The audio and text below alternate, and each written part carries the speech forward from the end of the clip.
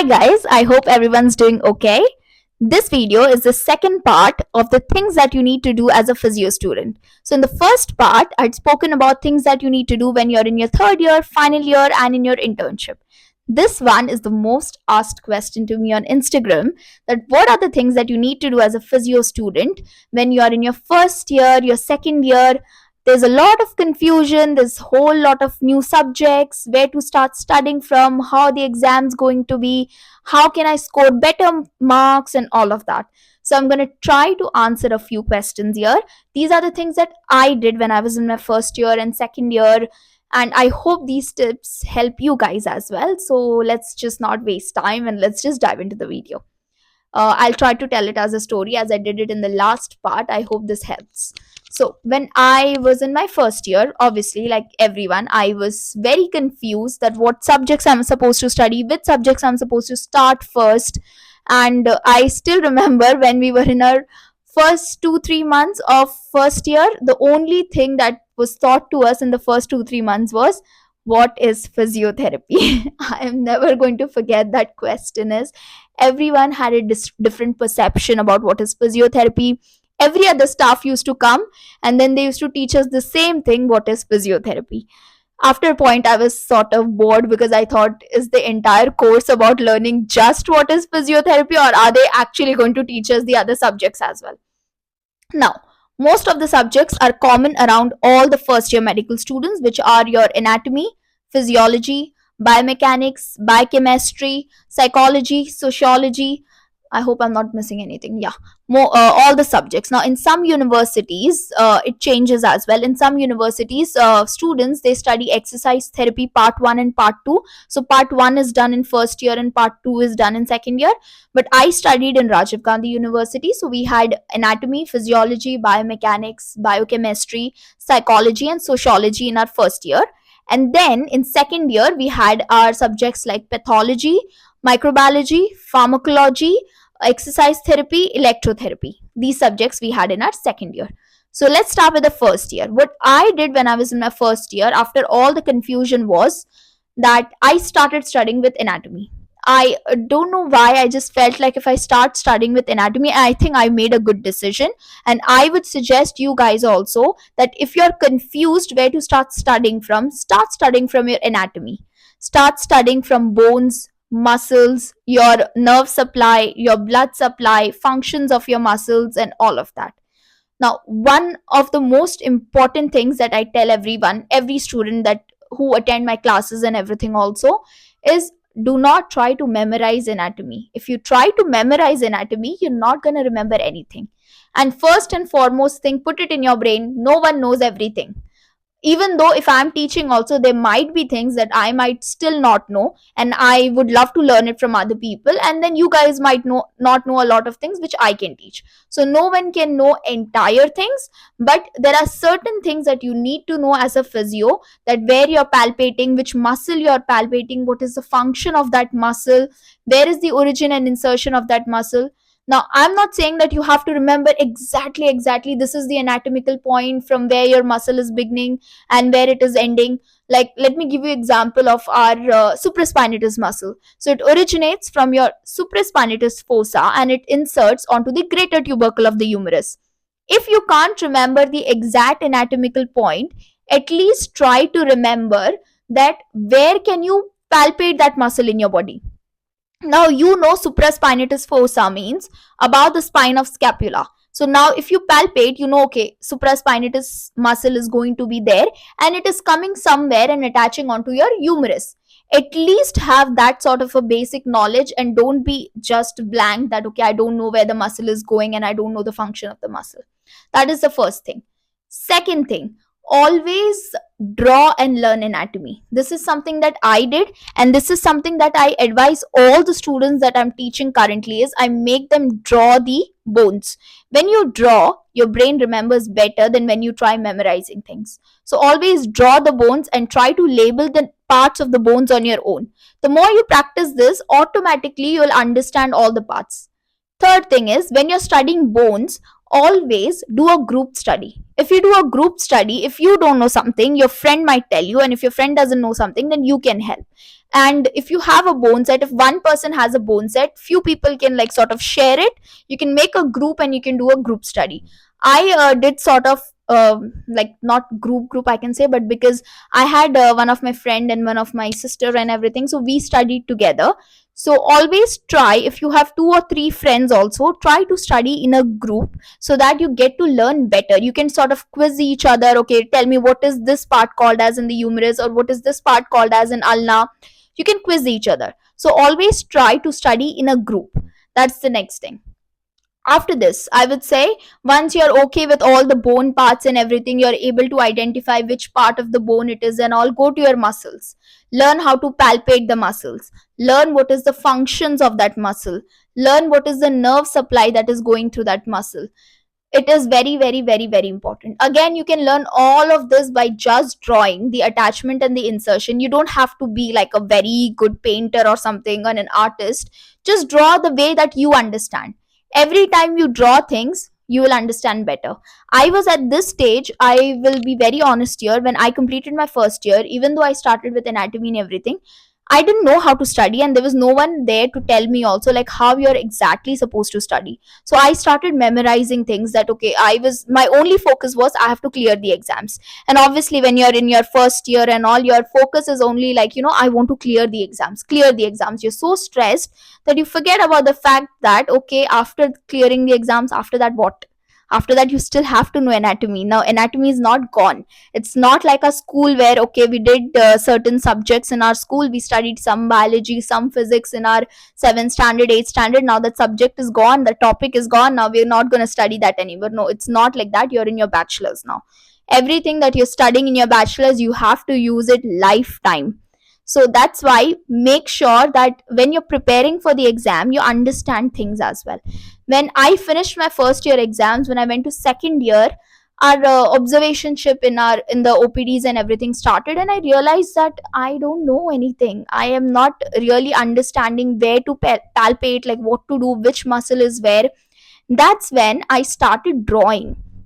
I also remember I met one of the professors. At that time, he was not a professor from our college. He was a professor where I used to live back in Mumbai. And he suggested that why don't you start drawing things? And I really found it very helpful when I started drawing the bones, when I started drawing the muscle patterns and everything. I understood what is the origin insertion. I understood like where to palpate the muscle. Maybe I might not know all the origin insertion of the muscle, but I still know where to palpate and where I'm going to find that muscle. So that is very important. Try drawing things out, which is very important. Okay, let's move from anatomy now. And I think you guys can see a lot of videos that I upload on Instagram as well. There are mnemonics as well on anatomy. Try learning through mnemonic if that is something that you feel is comfortable for you as well. Second thing, after you're done with the anatomy, I would say go towards your biomechanics and physiology, because obviously now you learned what are the parts of the bone, what is the muscle attachment and everything. Now you need to know how those muscles, those joints, those ligaments and tendons are working. For that you need to go towards your biomechanics, and to know the other internal things how it is working, you need to go towards physiology. Both are very important. And lastly, I would say go towards your biochemistry. Not lastly, if you want to begin at beginning only, there's no problem. But I did that. I went to biochemistry last because I felt like biochemistry was a little bit more difficult for me initially, but then I started loving it when I actually started reading it, and when I actually started studying it, I sort of enjoyed it after a later point. But yeah, in biomechanics you need to know how is your joints and everything working. I know when you refer the biomechanics books, they're very lengthy. There's a lot of research papers and everything given there. Just understand the basic concepts of biomechanics. You don't have to write everything which is there in the textbook. If you understand the basic concept, a lot of students tell me that biomechanics is very difficult. No, it is not. If you understand how a joint is working, it is not that difficult to understand biomechanics. If you know your anatomy well, it should be a bit more easier for you to understand the biomechanics as well. It's not that difficult. I would suggest, if you can't study everything together, at least try, like, studying one topic at a time, one topic a day, or one chapter a day, whatever you prefer, or study one joint at a time. This is what I did. Now, when I say shoulder joint, obviously your shoulder has four different joints as well. It's not just your glenohumeral joint. Take one joint a day. Take one joint and start studying one joint a day, and that should become easier for you. So by the time you come to your university exam, your biomechanics should be much better. In physiology also, I would say, don't just randomly go ahead and randomly just, I'm going to start studying from wherever. Take one system. If you're taking nervous system, study everything in nervous system. If you're taking cardiorespiratory, study that, cardiac and respiratory. If you want to study your digestive system, go through each concept, go through each subheading. Do not try to like study everything at the last moment. It's not going to happen. I get a lot of questions from students, how to crack the exam in the last 1 week, how to start studying in the last 2 weeks. I don't know magic. I never did that. So the only tip that I give them is like, start studying your question papers at least if you have not studied throughout the day. I'm going to talk about this later. First, let me finish this. So, okay. You're studying your physiology, you're going by system wise, and you're studying your biomechanics, you're going joint wise. Again, one more important thing I'm going to say here is, learn how to draw flowcharts and diagrams. Same way how you're doing it in your anatomy, do the same thing in your physiology and your biomechanics as well. The more pictures you draw, the more flowcharts you draw, it will become easier for you to understand. This is something that I did. I again kept making flow charts. I kept making, because you can't remember everything. It's not possible to remember everything. And after a point, you'll get bored by memorizing everything as well. So try making flow charts, try making diagrams and everything, and then you'll understand better. If you understand better, and if you forget something in exam also, because you've understood what is the mechanics, you can at least make up some answer and you can write. So try doing that. And then biochemistry, something that I did is, I kept practicing all the cycles by writing them down. So I made it a practice, like, how you pray every day, like that. I made a practice every day morning when I wake up. In the morning, I kept a book and pen next to me. Every day morning when I wake up, I used to start writing the Krebs cycle. I used to start writing the glycolysis. Now, this sounds a bit crazy, but there's a principle, right? When you do the same thing every day, you automatically understand what that thing is. You automatically learn that thing. So that thing happened with me. I kept writing, and I have entire books where I have literally written Krebs cycle each and every day with the date. If you're someone who enjoys writing and making notes and everything, I would suggest try this, and this should definitely help. By that, if you write them every day, by the time you reach your exam, you're going to definitely remember it, because you have done it every day, like every single day of the month you have written the cycles. So obviously you're going to remember them. Now, I would suggest, when it comes to books of all these things, lastly, psychology and sociology, obviously stick to the textbooks, whatever is given by the college. I would also suggest, this thing is like, stick to the basic books. I know you're in your first year and you're very inquisitive. I think that's what it is called as. But you're very anxious also about things, and you want to know everything. You're curious. Yeah, that's the word I was looking for. You're very curious about things as well, and you want to know about everything. But if you start by referring different difficult books, you're not going to understand anything.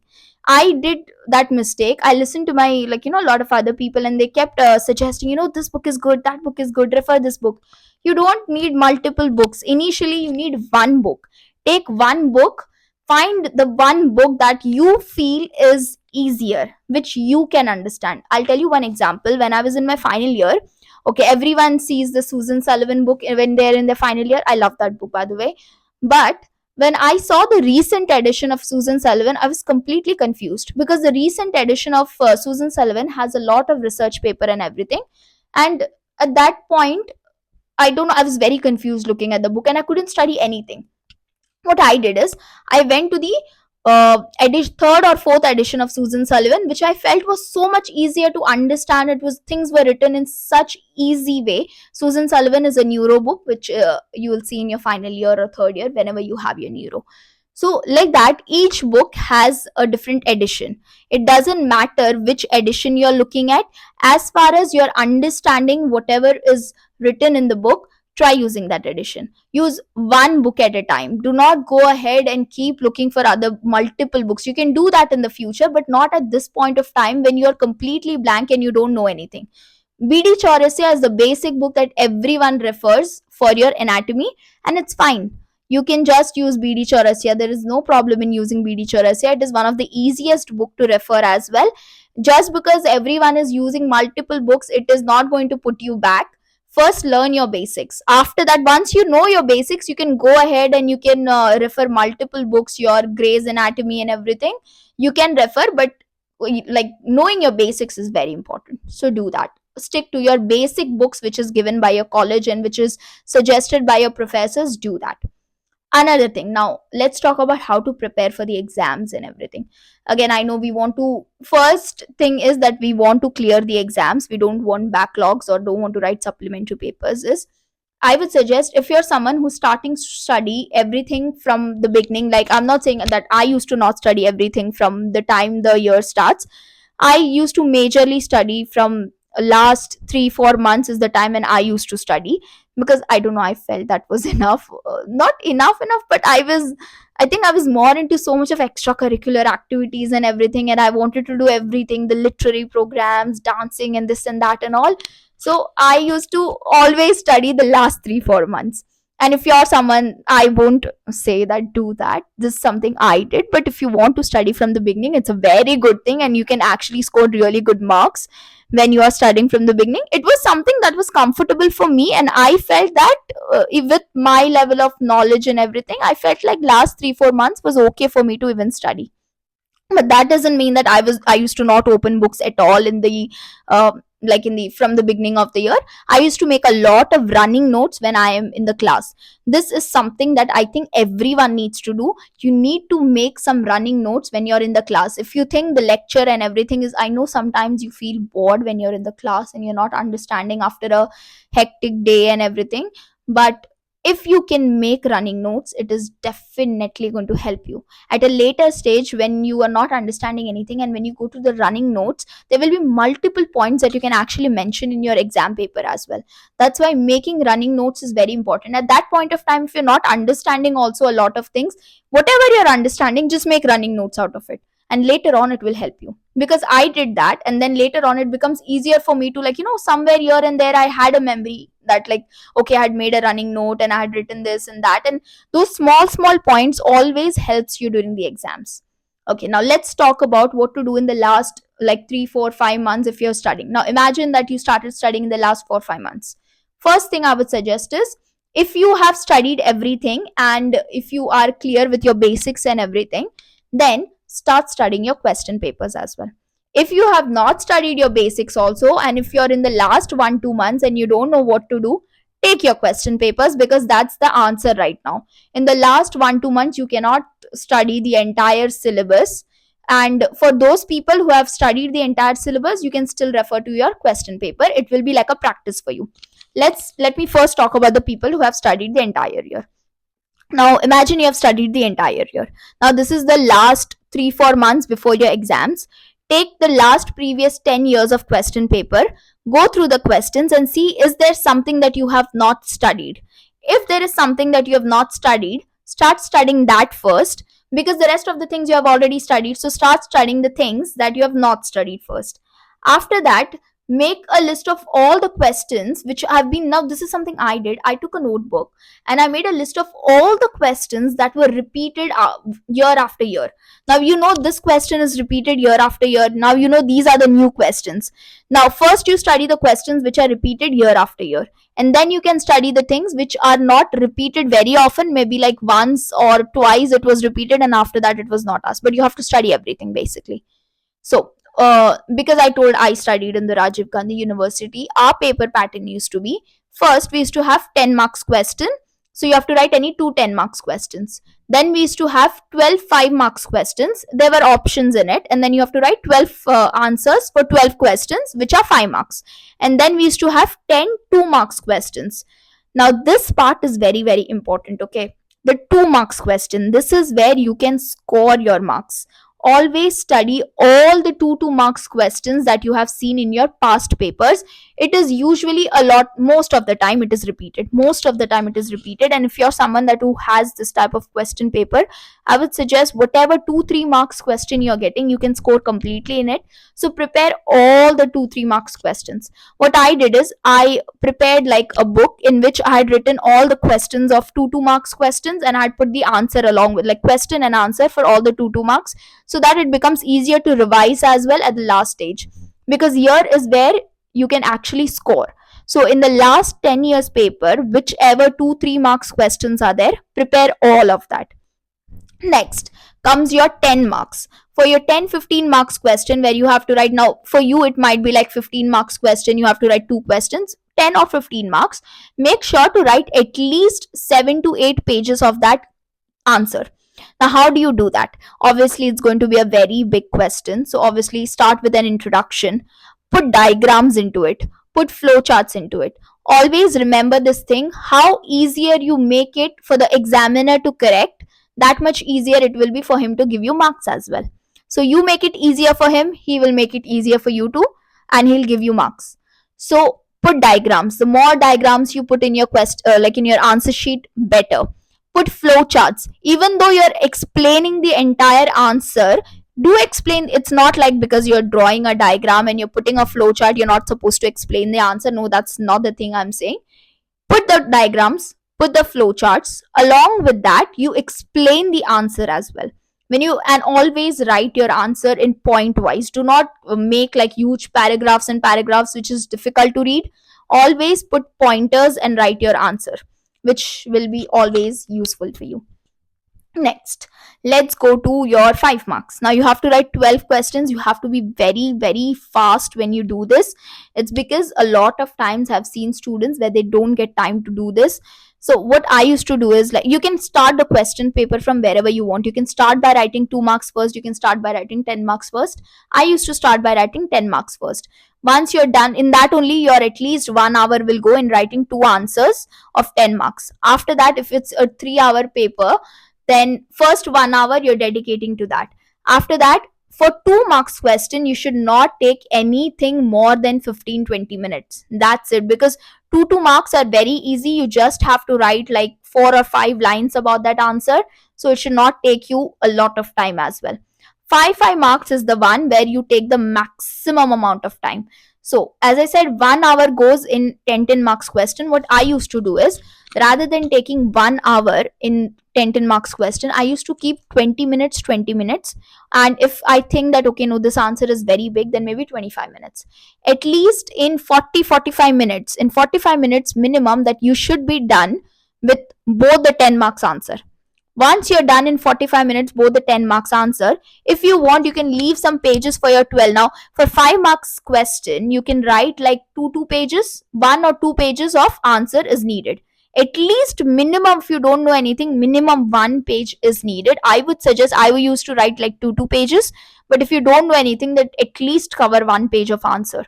So if you know, okay, now I'm going to take 2 pages for each answer, then leave that much of pages and write your 2 marks first. So you took 45 minutes for your 10 marks question or 15 marks question. You wrote 2 answers there, and then in the last 15 minutes, you write the 2 marks answers.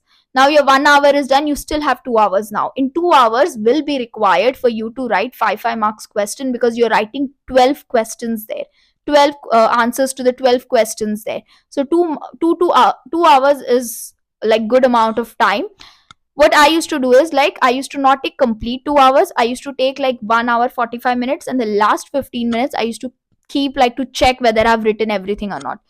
I won't say that it used to help every time, because sometimes you're so much, you have to write so much. In some subjects, you have to write so much that the time is not left.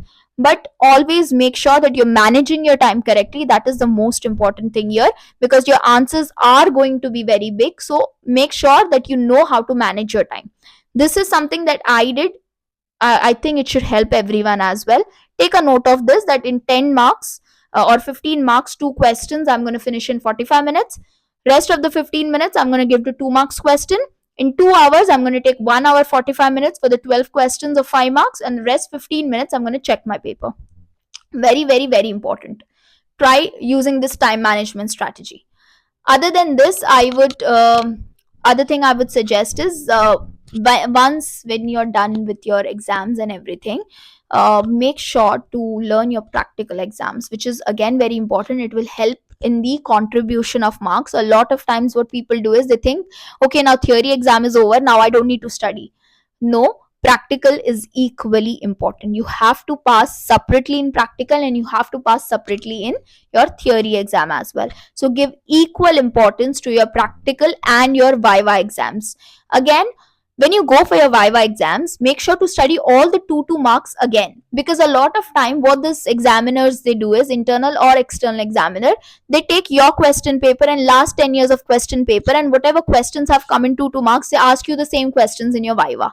Now whatever questions, and one more thing is, during your practical and viva they would give you like 1 or 2 questions, and then you have to write those answers for those 1 or 2 questions in your answer sheets, and then your practical and viva will be based on that question itself.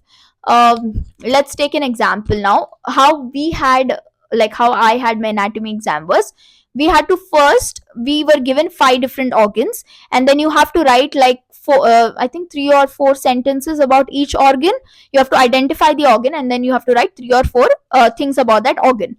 After that we had our another exam, like viva exams and everything, where they give you bones, and you have to identify which side bone it is, and then they ask you questions on those bones as well. So that's why it is very important that you study bones in group.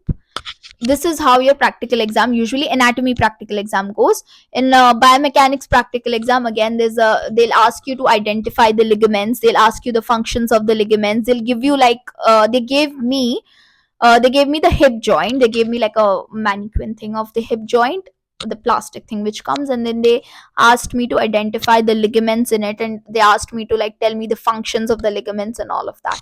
So again, very important. So to study the 2 marks, those were the things actually which came in our 2 marks exams. So they usually, they don't do a lot of hard work, they just go through your papers and they ask you the same things. So try to prepare for your practical exams as well. Let me say everything that I began from, that I said from the beginning is, first thing I said, start studying anatomy.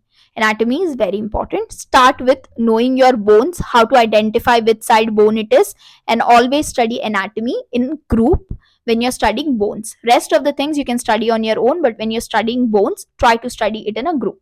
Second thing I told was, when you're studying anatomy, and not only anatomy, rest of the subjects as well, make sure that you're drawing diagrams. You draw diagrams, you draw flow charts, and you do everything in all of your subjects, your anatomy, physiology, your biomechanics, biochemistry, everything. Try to make diagrams, try to make flow charts and everything.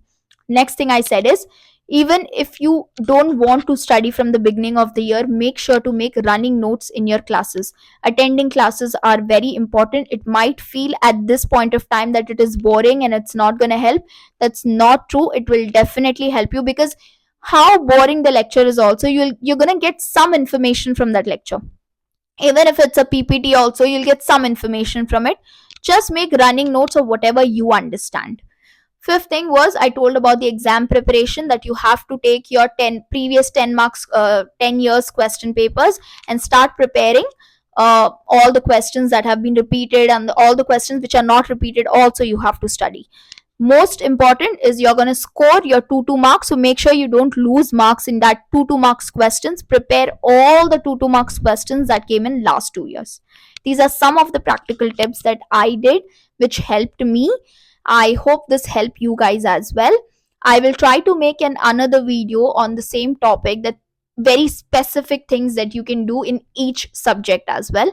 Let me know if you want to know about that, then I can make a next video on like specifically on each subject, like what to do in anatomy, specifically what to do in biomechanics, specifically what to do in biochemistry, and specifically what to do in your physiology as well. This was everything for the first years.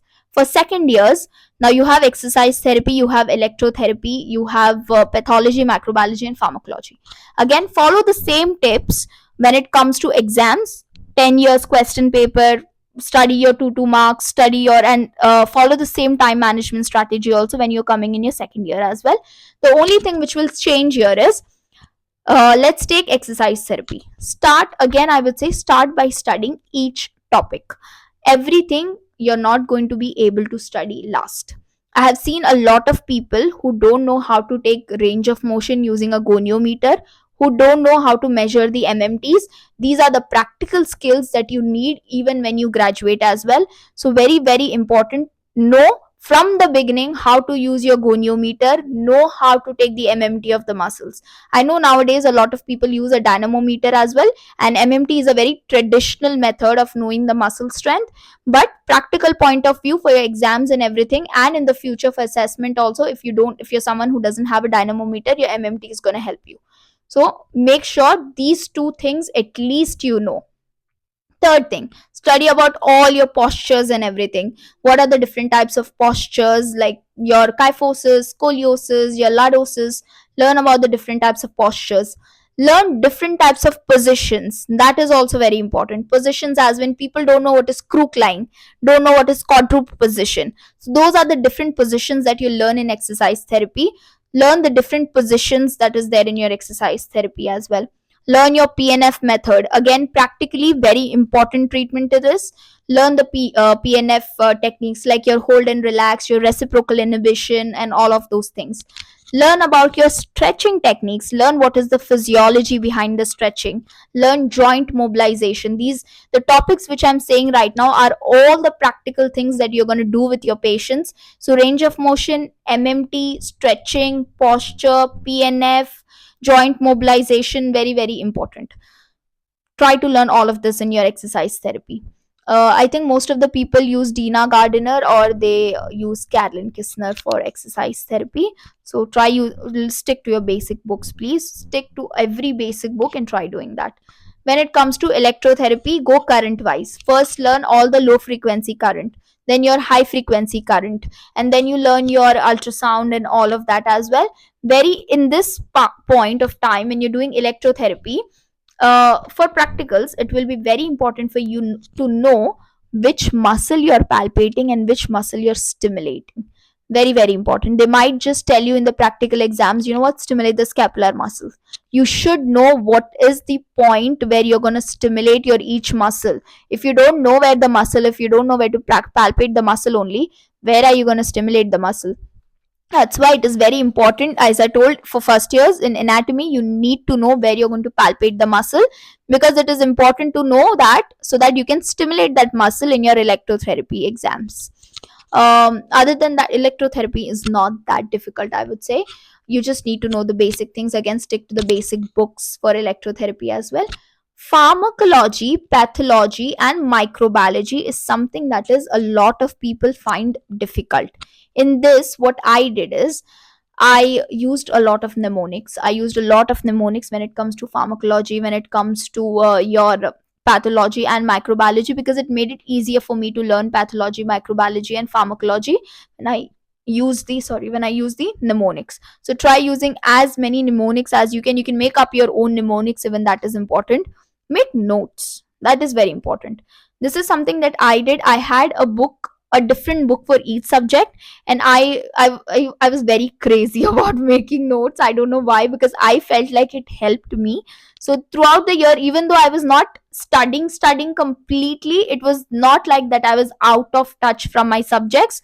I was always making notes. I was making running notes, I was referring books, and I was making notes and everything, and I was studying the 10 years question paper and all of that. So always make notes, because that is something that is going to help you guys. Making notes in the last moment, you don't want to go back to the heavy book and now look for the topic. You're not going to get it. If you make notes, it will become, you know, your notes. You know where the question is going to be, you know where the answer is, where you have written down the topic. So it will be easier for you to revise as well at the last moment if you make your own notes. So try to make, for first years also try to make your own notes, for second years also try to make your own notes, and follow the same time management strategy and the exam preparation strategy. As I said, I will try my best. I can't speak for so long because I've been my throat starts hurting after a while.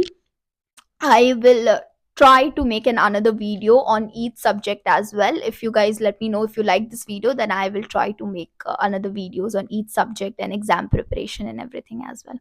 But I hope all of these things helps, and if you still have any doubt, you know where to DM me, you know my Instagram page and everything, or you can drop me a comment on YouTube as well. I hope everyone have a good evening. Bye for now.